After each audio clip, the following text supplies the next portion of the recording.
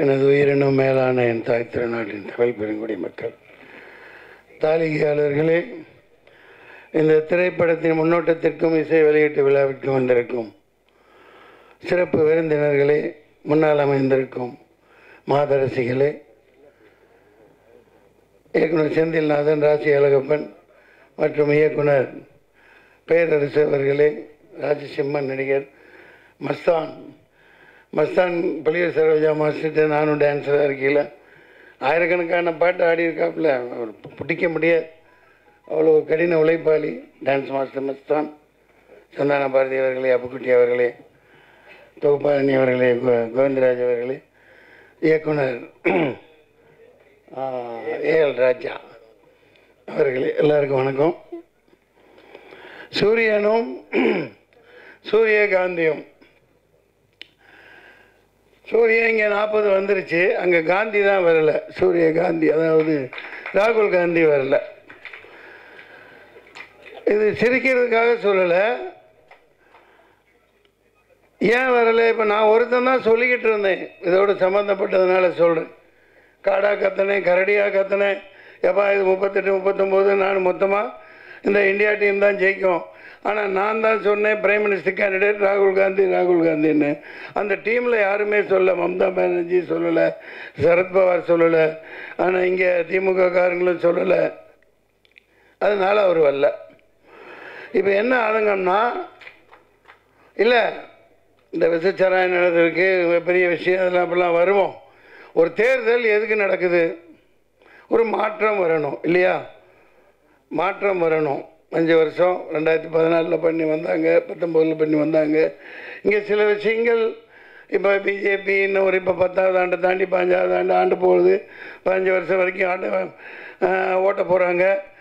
அதை பிடிச்சவங்க இருக்கலாம், அந்த சித்தாந்தம் பிடிச்சவங்க இருக்கலாம், பல கட்சிகளில் இருக்கலாம். இப்போ இந்த பேரரசெல்லாம் இருக்கார், பல பேர் ஆதாயம் பெறவங்க இருக்கலாம், அது வேறு விஷயம். ஆனால் அது ஏமாற்றி பிழைக்காத, ஏமாற்றி ஒருத்தனை வராத,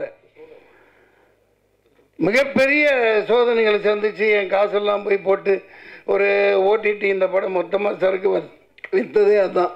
அந்த காசை போட்டு பேரம்பாக்கத்தில் 2 பிளாட்டை விற்று போய் நாயா ரொம்ப கஷ்டப்பட்டு ஏண்டா நின்றுன்னு அவ்வளோ பெரிய அனுபவங்களை சந்தித்தேன். நான் அதை சொல்லி உங்களை சோகத்தில் மூழ்கடிக்க வரலை. சூரியனும் சூரியகாந்தியும் இல்லையா? இப்போ சமூக நீதி பற்றி ரொம்ப பேசுனாங்க. இவரும் டைரக்டரு ஜாதி இல்லை பேசிட்டு தான் இருக்கீங்க. அது இல்லாமல் அதாவது இந்த சமூக நீதி வாங்கணும், இந்த இடஒதுக்கீடெல்லாம் ஆயிரக்கணக்கான ஆண்டுகளாக மறுக்கப்பட்டதுக்கு அங்கே ஜாதி அந்த இதுக்காக தேவைப்படுது. பேரரசு அவர்கள் சந்துருவை பற்றி நீ வாத்தியார், அவர் எந்த கோணத்தில் எதுக்காக சொல்லியிருக்காருன்னு புரிஞ்சுட்டு பேசுங்க. சந்துருங்கிறவர் ஒரு மாபெரும் மனிதன், ஒரு சமூக நீதி போராளி. அவரை வச்சு தான் ஜெய் பீம்னு படமும் எடுத்தாங்க. அதை முதல்ல புரிஞ்சுக்கங்க. ஜாதி கூடாதுன்னு சொல்லிட்டு போனீங்கல்ல, எல்லாம் சொல்கிறாங்கல்ல. நிர்மலா சீதாராமனை ஏன் அங்கே போட்டு வச்சுருக்கீங்க? நிர்மலா ஏன் நம்ம பொன் ராதாகிருஷ்ணனை போடுங்க.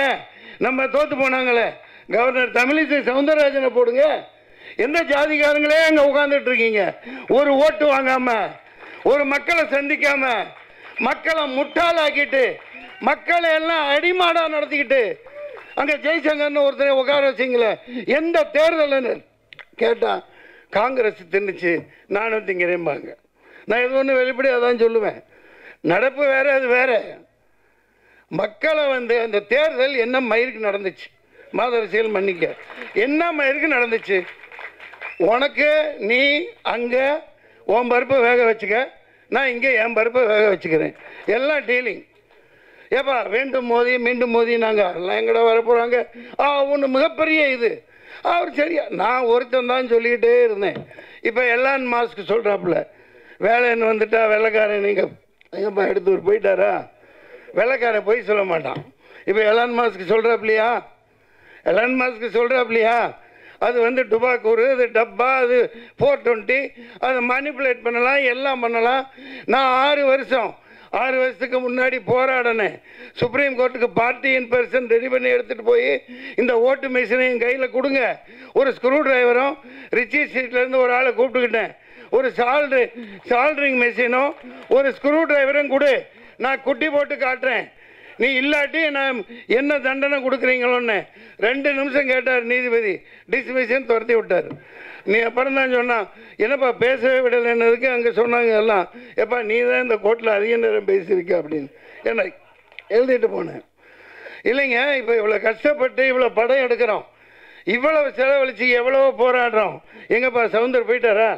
இருக்க மாட்டாப்லையே பஞ்சாயத்து. இல்லை, இது இப்போ எல்லாமே ஒரு பிடிச்சி வச்ச ஒரு, அது என்ன பிடிச்சி வச்ச பிள்ளையாரா, அது பிள்ளையாருன்னு சொல்லக்கூடாதுப்பா, மந்திரிச்சு விட்ட கோழி மாதிரி. இந்த படம் 100 கோடி 500 கோடி குறைஞ்சது 60 கோடி இப்படியெல்லாம் எடுக்கிறாங்க. 70-80 வயசுக்காரங்க ஹீரோவாக நடிக்கிறாங்க. அதுக்குன்னு சில சேனல் இருக்குது, அதுக்குன்னு அந்த டாப்பில் இருக்கிற கம்பெனிகள் இருக்குது. அவங்களால இவங்களுக்கு, இவங்களால அவங்களுக்கு. ஆனால் மக்கள் காசெல்லாம் எல்லாம் கவலைகரம் பண்ணி அரோகரா. பாவம் ரஜினி சாருக்கு இப்போ எனக்கு ஒன்றும் இதெல்லாம் இல்லை, அவர் இல்லாமல் பேச முடியாது. 70-80 வயசில் அவருக்கு பாருங்கள் ஹீரோயினி கிடைக்கிறது எவ்வளோ கஷ்டம் பாருங்க, ரொம்ப கஷ்டம். ஏன்னா இன்னொருத்தன் பொண்டாட்டியாக இருக்கணும், தப்பாக இல்லை, ஒரு நடிகையாக சொல்கிறேன். அது யாருப்பா, ஐஸ்வர்யா ராய், அவங்களுக்கும் வயசாகிடுச்சு, அதுவும் கொஞ்சம் கல்டு தட்டிடுச்சு. இப்போ ரொம்ப கஷ்டப்படுறாங்க ப்ரொடியூசர்லாம், அவங்கள நடிக்கவும் வச்சாகணும், இங்கே இவங்களும் நடிக்கணும். நான் ஏன் சொல்கிறேன்னா, இந்த மாதிரி படங்கள்லாம் நாசமாக போகுது, பார்க்குறதுக்கு ஆள் இல்லை. மக்கள் காசை வச்சுக்கிட்டு எப்படா வரும், தலைவர் படம் வரும், ஒன்றும் உட்கார்றது இல்லை, பில்டப் பண்ணுறாங்க. எல்லாமே பில்டப்பு, பில்டப்லேயே சினிமா போயிட்டுருக்கு. இப்படியே போயிட்டு இருந்தா எப்படி? இப்போ கவுன்சிலர்லேருந்து இவன் எங்கேப்பா, இவர் போயிட்டாரா, அவரும் போயிட்டாரா, நம்ம எல்லாம் ஓடி போயிடுவாங்க, நிற்கவே மாட்டாங்க. நம்ம இப்போ இவருப்பா, அதான்ப்பா கிழக்கு வாசல் டைரக்டருங்கப்பா, உதயகுமார் சார், அவரும் போயிடுவார். அதாவது ஒரு லிங்க் உள்ளவங்க திராவிடம் அது இது என்னென்னமோ பேசுகிறீங்க, அதெல்லாம் சமூக நீதி எங்கே இருக்குது? முதல்ல பெரியாரை சொல்கிறீங்க, அவர் அளவுக்கு ஒரு எண்ணத்தை சொல்கிறது. இப்போ ஆண்டுகிட்டு இருக்க கட்சி பெரியார் அண்ணா சொல்லு, அங்கங்கே கட்டடம் கட்டுறாங்க, 40% கமிஷனை வாங்கிக்கிறாங்க, செலவு வைக்கிறாங்க, என்னென்னமோ கட்டுறாங்க. பெரியார் சொல்கிறபடி அவரோட கூற்றுப்படி நீங்கள் வாழ்கிறீங்களா? அவர் எவ்வளோ எளிமையாக இருந்தார், தண்ணி கொஞ்சம் கொடுப்பான். பெரியார் எவ்வளோ எளிமையாக வாழ்ந்தார், அந்த மாதிரி நீங்கள் வாழ்கிறீங்களா? 10 லட்சம் கோடி 20 லட்சம் கோடி சொத்தை சேர்த்துக்கிட்டு அந்த அண்டர்ஸ்டாண்டிங் தான். இப்போது தேர்தல் இது மொளமாரித்தனம் பண்ணுறா, அந்த மிஷின் நடக்காது, அழகா 100-270 குத்தி வச்சுட்டு கேட்பாங்க சில பேர், முட்டாள்தனமாக பேர் என்ன குடிக்கலப்பா நான் இன்னும், ஆமாப்பா எப்படிப்பா இது, அது எப்படி இங்கெல்லாம் இவங்கெல்லாம் எப்படி ஜெயிச்சாங்கோ, நீங்களும் அப்படித்தான், அந்த மாதிரி கேட்பாங்க. அவன் என்ன அவ்வளோ முட்டாளா? 10 வருஷம் ஆனிட்டு 11வது வரை உட்காருவேன், சரியாக அங்கங்கே எங்கெங்கே குத்தி வைக்கணுமோ, ராம்பூர் இந்த பூர் என்ன 270 இதில் என்னென்ன பண்ணி வைக்கணுமோ. விளையாட்டு இல்லை, 6.5 லட்சம் மெஷின் ரிப்பேராக போயிருக்கு, அதை ரிப்பேர் பண்ணியிருக்கான். இது எங்கேயாவது நீங்கள் போட்டிங்களா? நீங்கள் பதில் சொல்லுங்கள். 6.5 லட்சம் எப்பா நீ ஆர்டர் கொடுத்து வாங்குறீங்கள, ஒரு மெஷின் ரிப்பேர் ஆனால் பரவாயில்ல, 6.5 லட்சம் மெஷின் எப்படி ரிப்பேர் ஆகும்? எப்படி ரிப்பேர் ஆகும்?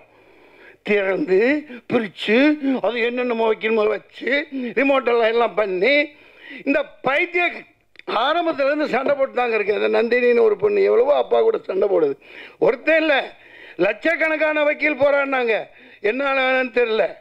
நீ ஆண்டுட்டு போ நல்லபடியா. அதில் 50 வருஷம் ஆண்டாப்பில் துக்ளக் ஆண்டான், முகமது பின் துக்ளக் 50 வருஷம் 49 முக்கால் வருஷம் அவருக்கு பண்ணிட்டார். அதுக்கு அந்த காலகட்டம் வேறு. ஆனால் மக்கள் அமைதியாக வாழ்ந்தாங்க, எல்லாம் சந்தோஷமாக வச்சுருந்தாங்க.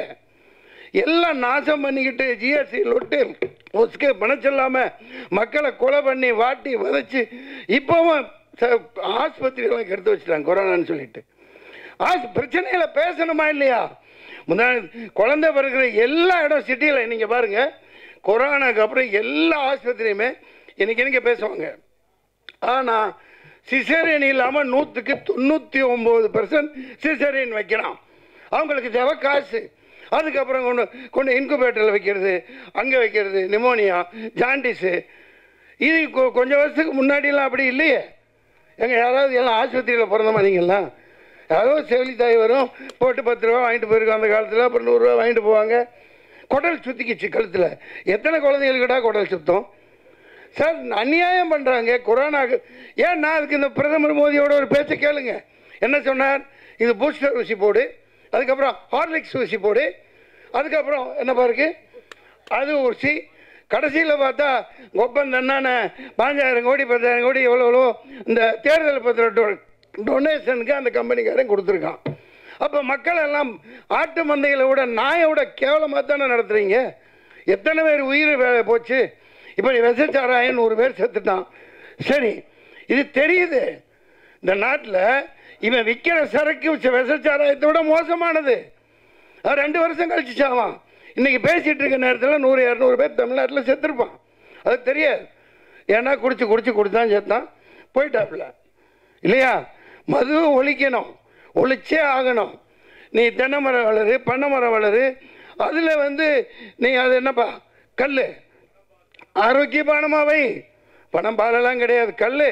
இப்போ ஷாம்பைன் 15,000 16,000 ரூபாய்க்கெலாம் பாட்டில் விற்கிறாங்க. அது என்ன? கல்லோட பதப்படுத்தப்பட்ட கல் தான் அது ஷாம்பைன்.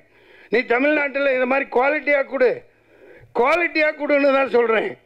மது டோட்டலாக இந்த டாஸ்மாக் இழுத்து மூடு, இந்த சரக்கோடு சேர்த்து அதையும் இழுத்து மூடு. பேசித்தான் ஆகணும். இது ஜாதி பேசுகிறீங்கல்ல, இங்கே வாங்க முன்னாடி. சில பேர் இப்போ பேர் சொன்னால் ஜாதியை ஒழிக்கிறோம். எதுக்கு? சமூக நீதி இன்னும் கிடைக்கலையே. கட்சியில் சமூக நீதி இல்லை, எல்லாத்துக்கும் தரமாட்டேங்கிறீங்க. நான் போய்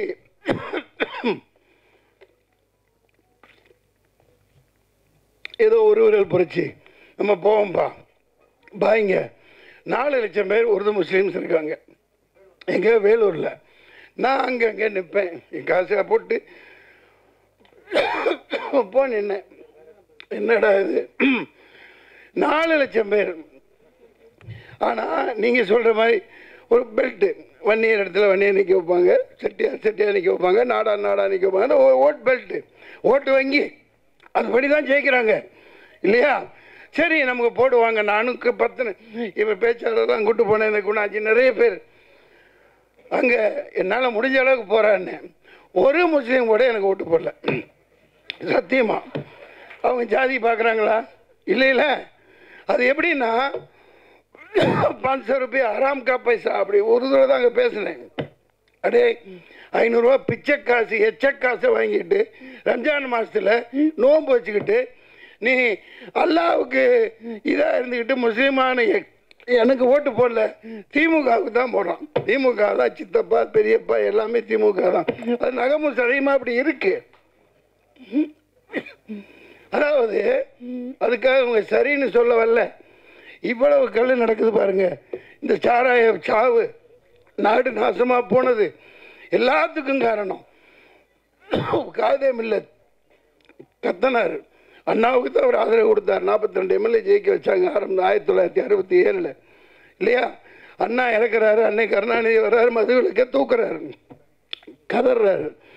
படித்த ஹிஸ்ட்ரியில் படிக்கிறதும் எல்லாத்துக்கும் தெரியும். காதே மில்லத் கதறாரு. போய் எப்பா தூக்காத, காமராஜரையும் கூட்டிகிட்டு போகிறாரு, வீட்டுக்கு போகிறார், கதறாரு. அந்த சமூக வீணாக போயிடும். நீ மதுவிலக்கு தூக்காத, இது ரொம்ப ரொம்ப தப்பு, மதுவிலக்கு இருக்கணும். முடியாது. அவர் ரத்தங்கக்கி செத்து போனார் காரணம் திமுக. டெல்லி வரைக்கும் போனார், போராடுறாரு, எழுத்து கூட்டம் போடுறாரு. இவங்க எழுத்து கூட்டம் போடுறாங்க. அன்னைக்கு ஆரம்பித்து இன்னைக்கு வரைக்கும் இந்த மது சரக்காய் அவிக்கிறான், அங்கே நிற்கிறான், இங்கே நாறுது. இந்த விசச்சாராயத்தோட மோசமானது ஒலி, டாஸ்மாக ஒலி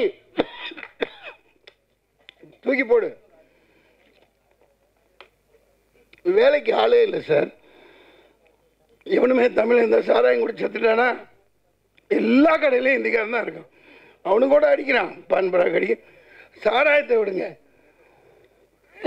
சூரியனும் சூரியகாந்தியும் கேட்க நல்லா தான் இருக்குது.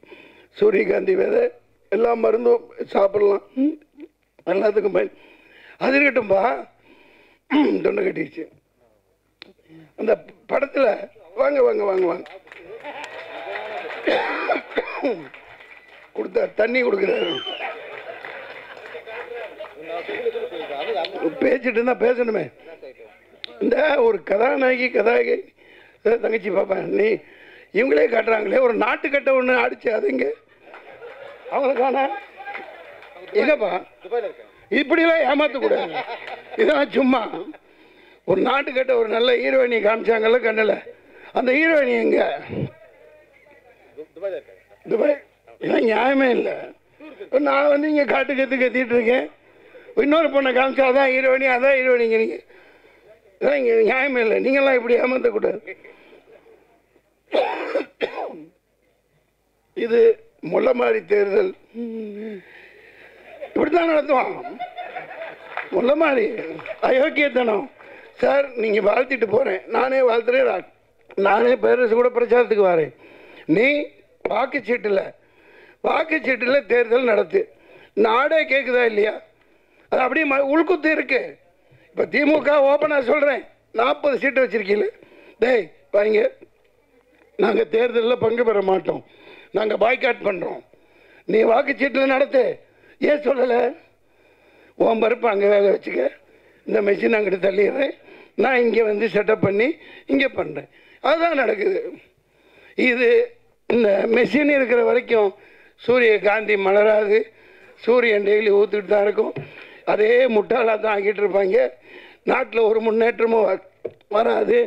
தமிழன் பிரச்சனை தீர போகிறது இல்லை. தீருமா? மீனவ பிரச்சனை தீர போகிறதில்ல. கடிதம் எழுதுவாங்க, நீட் என்ன மூப்பிச்சு அவன் ஒரு 40 சேனல் நடத்துகிறான். அதை வச்சு ஒரு கையில் கிடச்சா அடித்து விறகு கட்டையிலேயே மண்டையை பிறந்து ஒரு 4 பேரை வரவழைச்சிக்குவாங்க. டிபேட் தான், நீட் என்ன அது இது. ஐயோ, அந்த பொட்டி வீட்டில் நம்மளுதான் இருக்குது. ரொம்ப கொடுமையாக இருக்குது. எவ்வளோ அநியாயம் பண்ணுறாங்க பாருங்கள். எந்த பிரச்சனை தீருதா? இந்த நீட்டை பற்றி இன்னும் 5 வருஷம், அதுக்கப்புறம் 5 வருஷம், அப்புறமும் இந்த முதல் கையெழுத்து இதுக்கு தான். எனக்கு வாயில் ஏதோ வருது. இது ஏமாற்றிட்டு தான் இருப்பாங்க. இன்றைக்கி நான் மீனவனை கைது பண்ணுறான். காவேரி தண்ணி வர போகிறதில்ல, முல்லை பெரியார் வர போகிறதில்ல, பாலாறில் தண்ணி வர போகிறதில்ல. இவனை இந்த சாராயத்தை விற்று பொழைச்சி இதே நாட்டை நாசமாக்கி குடிமக்கள் எல்லாம் நாசமாக்கிட்டாங்க. இதுக்கு ஒரே தீர்வு, உண்மையான சமூக நீதி வரணும். இந்த பொய் திராவிடம் ஒழிக்கப்படணும். இந்த சூரியகாந்தியும் இந்த மாதிரி படம் எடுக்கிறவங்கள நான் ஏன் இப்போ வந்து பாராட்டுறை சொல்கிறோம்னா, அதுக்கான கட்டமைப்பு யாரும் செய்ய மாட்டேங்கிறீங்க. இப்போ செந்தில்நாதன் அப்படியே ஒரு இயக்குனர், ஒரு நாளைக்கு 11 படம் பண்ணுவார். நான் ஒரே நாள் 4 காட்சி கொடுத்து நடித்தது அவரால் தான். 2 படம் அவரது இருக்கும். சரத்குமார் சார் ஒன்று, இன்னொரு புது பையனோட ஒன்று, தங்கமான தங்கச்சி. இங்கிட்டு ஆமாம், ஆவதும் பெண்ணாலே அழிப்பதும் பெண்ணாலே. என்ன ஹீரோவை நடிக்க வச்சிங்க, ஆனால் அந்த அருண் பாண்டியன் விடவே இல்லை. என்ன ரொம்ப கஷ்டம், ரொம்ப கஷ்டம். கிட்டவே நெருங்க விடலை.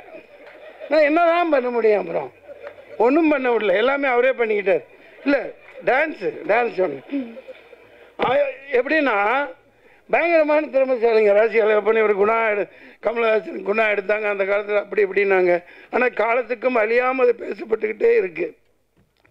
இயக்குநர்கள் இருக்காங்க, அவங்கள பயன்படுத்துறதுங்கிறத விட கட்டமைப்புகளை உருவாக்கணும்.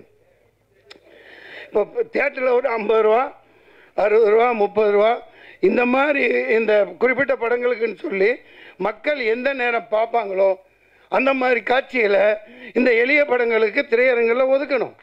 கண்டிப்பாக இதெல்லாம் செய்யணும். ஏன் செய்வான்? எந்த நாயும் பேசாது. எல்லாம் ஒரு நாய்கிட்ட குமிச்சு கிடக்குது. அந்த நாய் கொள்ளையடிச்சு அவனுக்கு எங்கே வச்சிருக்கானுங்க, எத்தனை நாடுகளில் எத்தனை கார்ப்பரேட் கம்பெனிகள் இருக்குன்னு அவங்களுக்கே தெரியாது. அதை ஒரு 10 தலைமுறைக்கு எழுதி வச்சுருப்பாங்க. நான் எனக்கு ஒன்றும் ஆதங்கம், இது வந்து ஒரு இயலாமை இல்லை, உண்மையை தான் பேசுவேன். உண்மையை தவிர நான் வேறு எதுவும் சொல்ல மாட்டேன். இந்த நாடு இந்த ஓட்டு மிஷின் இருக்கிற வரைக்கும் விளங்காது. அதை தொடப்பு கட்டையில் அடித்தா தான் உட்கார வைக்க முடியும். உண்மையான தேர்தல் நடத்து, இது எந்த டிபேட்டுக்கு வேண்டாம். வாரேன். பேரரசு அவர்களே நன்றி, சந்தான பாரதி அவர்களே நன்றி.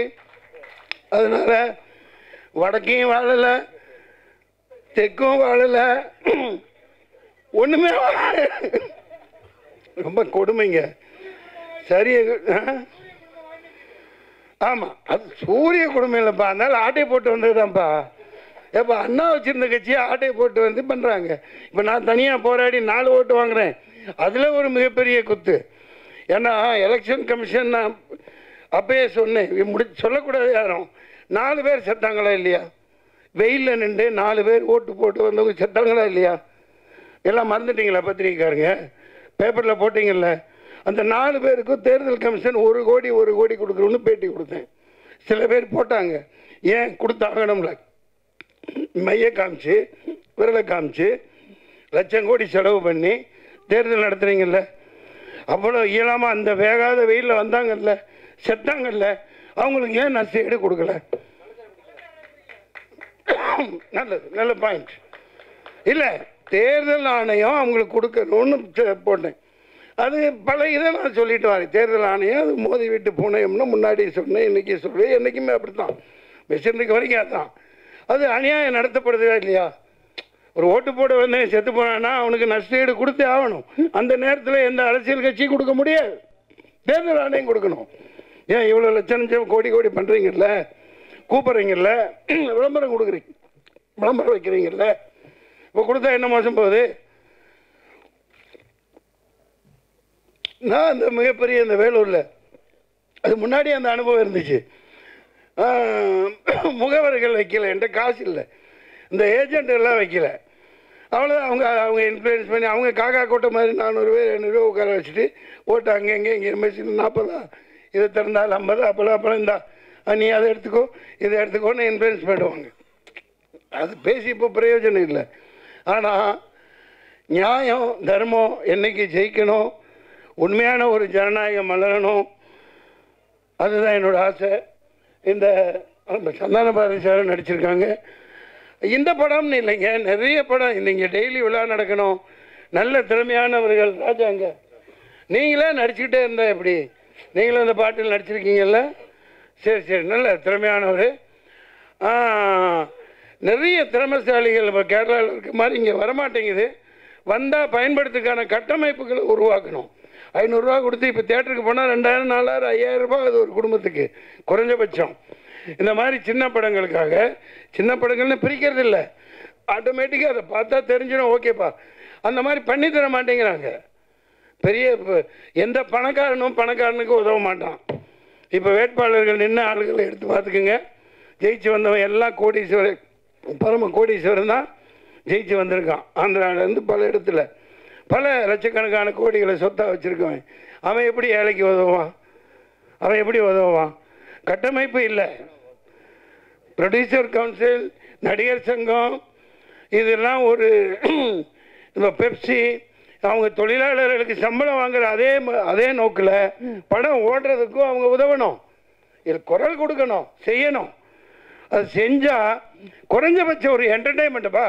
பொங்கல் அது இது பொங்கல் விழாவாக அந்த ஒரு குறிப்பிட்ட ஹீரோ சாரையாக போய் கொட்டுறான், அவன் போட்டு அவன் அள்ளிட்டு அவருக்கு ஓடிச்சு இவருக்கு ஓடிச்சுங்கிறான். அவன் யாருக்கு ஓடல, மக்களோட பணத்தை சுரண்டுறாங்க. சாராயத்தில் சுரண்டுற மாதிரி சினிமாவில் சுரண்டுறாங்க. இந்த மாதிரி படங்கள் ஓடணும், அப்படி சுரண்ட முடியாது. எல்லாரும் வரணும், எல்லாத்துக்கும் எல்லாமும் கிடைக்கணும். நன்றி, வணக்கம்.